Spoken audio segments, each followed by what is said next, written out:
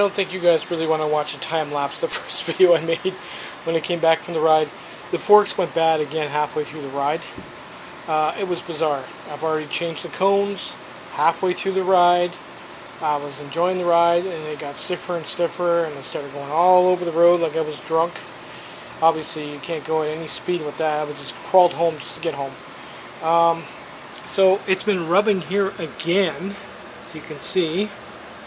But this is the concerning part. These were brand new forks from Walmart. Don't say anything, because I know you're going to say Walmart junk. You're right about that. But this was originally pressed on. Look at how loose it is. That's sitting all the way down, and it's loose. Alright? So this is one of the reasons why it's rubbing on the inside of the tube. It's because there's too much play in this. This is supposed to be hammered down, and it's not supposed to be moving around at all. But look at the, I don't know if you can see that or not, the groove. It's like it was following a certain groove on the race, and then it decided to, you know what, I don't want to take that groove anymore, so I'm going to make a new one. And it just sort of dips down and then comes back up, and then it dips down again. This thing is totally shot. So that means when I'm riding and I'm steering, it's got the play in it, and it's also the bearings decide to take a different route on one of these on the race here, because it's got two paths for the bearings to go, and so it either tighten up or loosen up, or I'm just lucky the steering didn't lock up totally, but that is brutal. I should see if I can give you a close-up of the race on that. It's hilarious. Okay, let's see if this works.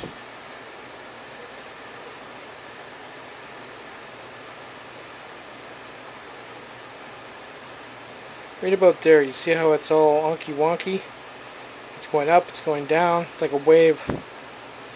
So this thing is obviously shot, and it's also stretched, because it was like super tight on the fork when I bought the fork. So I'll see if I can get that one off another set of forks, and hopefully that takes care of the problem, which would explain why it's rubbing on the inside the fork there, which is bad, because you don't want it to snap off there. I'll have to see how deep that goes. Okay, I had a few spares. This one was too big, which is too bad, because that one's a chromoly one. Probably would have lasted much longer than these cheap Walmart ones. But I got another one that's the same as the cheap Walmart one. See how long it lasts. I had to hammer it on the fork to get it on there, so it's not gonna, there's no play in it. And these scratches around the pipe there is just the paint. It's not gouged into it. If it's gouged into it, I couldn't use these forks, because that's, if it's going to snap anywhere, it's going to snap right there. So we're good there, because they're steel anyway. Yeah, we're just going to try putting it back together, and that might eliminate it, because that's where it was rubbing. It was giving out in the bottom, and it was rubbing there on the inside of the lip of the cone, and that was what was making it stiff. It was weird, because even if you had it so loose in the top where it was jiggling, it was still stiff. So that may have taken care of it. I've never had this issue with this race before in the whole 40 years I've been riding. So I don't know. Cheap Canadian, China-made parts, I guess. We'll see. Hopefully it doesn't happen again, because it happened.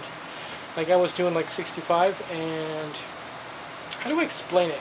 It's like the opposite of a speed wobble. Instead of, it's an inverted speed wobble, basically what it is. And your steering gets so freaking tight, you feel like you're going to drop the bike.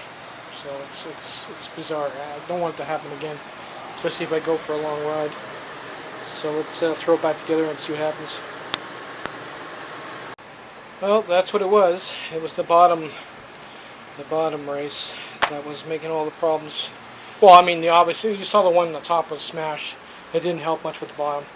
I actually just got back from a ride, and it was great. It's nice to be able to take corners and turn corners like you're on a road bike. But no problems there. This pack is hot. $100 as I dropped it below 2 point whatever volts. because I actually, when I went out for the ride, I did my normal ride and then basically went really slow coming back. So, and then I went out and took another ride. So I basically doubled what I normally do. So I don't know if my batteries are how far they drop down. This one's hard to tell. You really can't feel the heat through the casing, but we'll see what it's dropped down to. See how far I pushed them. This one's at 329, 327. Yeah, we were just about at the point. That's one thing I like about this charger, the ISDT, is it keeps your settings. So it knows its life. This one here, this iMax B6 Mini that I've had for about a year and a half, whenever you turn it off and turn it back on, it reverts back to LiPo, which you got to keep track of it, because if you're doing LiPo 4 like I am, it's I've already charged these ones all the way to 4 volts, so I had to quickly discharge them, but I did do it. So now I have to be extra careful when I set this charger up.